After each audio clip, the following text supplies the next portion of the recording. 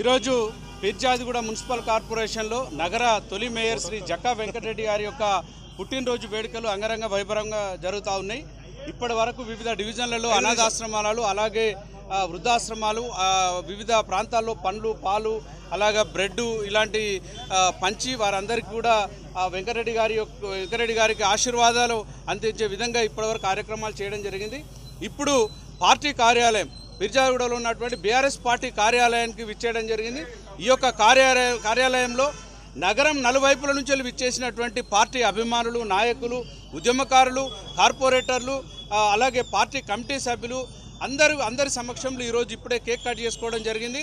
వెంకటరెడ్డి గారు 100 సంవత్సరాలు నుండు నీరెళ్ళు వర్ధిల్లాలని చెప్పేసి కూడా ఈ సందర్భంగా ప్రజలందరూ కూడా ఇక్కడికి వచ్చినటువంటి నాయకులందరూ కూడా ఆశీర్వచనాలు అందజేయడం జరిగింది. వెంకటరెడ్డి గారు అంటే ఒక బ్రాండ్.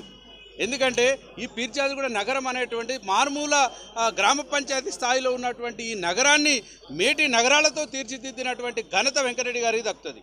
వెంకటరెడ్డి గారు ఒక రాష్ట్రంలోనే కాదు, దేశంలో ఒక అత్యున్నతమైనటువంటి అవార్డులను సొంతం చేయించేటువంటి విధంగా ఎన్నో మంచి మంచి కార్యక్రమాలు తీసుకున్నటువంటి సందర్భం.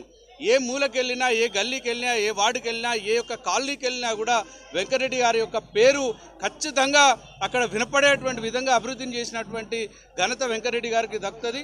ఆ వెంకటరెడ్డి గారి యొక్క నాయకత్వంలో మేమంతా కూడా పనిచేసినందుకు చాలా గర్వకారణంగా కూడా ఫీల్ అవుతా ఉన్నాం.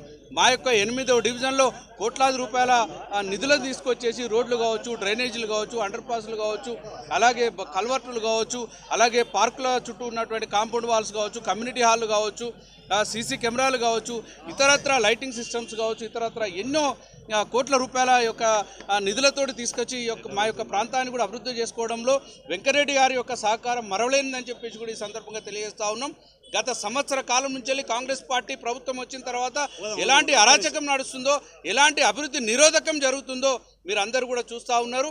అభివృద్ధి లేనటువంటి ఈ యొక్క ప్రభుత్వం అధ్వానమైనటువంటి పరిస్థితిలో ఈ యొక్క రాష్ట్రాన్ని, ఈ యొక్క కార్పొరేషన్ తీసుకెళ్తా ఉన్నది. ఖచ్చితంగా వారికి గుణపాఠం చెప్తాం. మా యొక్క వెంకటరెడ్డి గారి యొక్క నాయకత్వంలో త్వరలో ఒక భవిష్యత్ కార్యాచరణ మేము రూపొందించబోతా ఉన్నాం.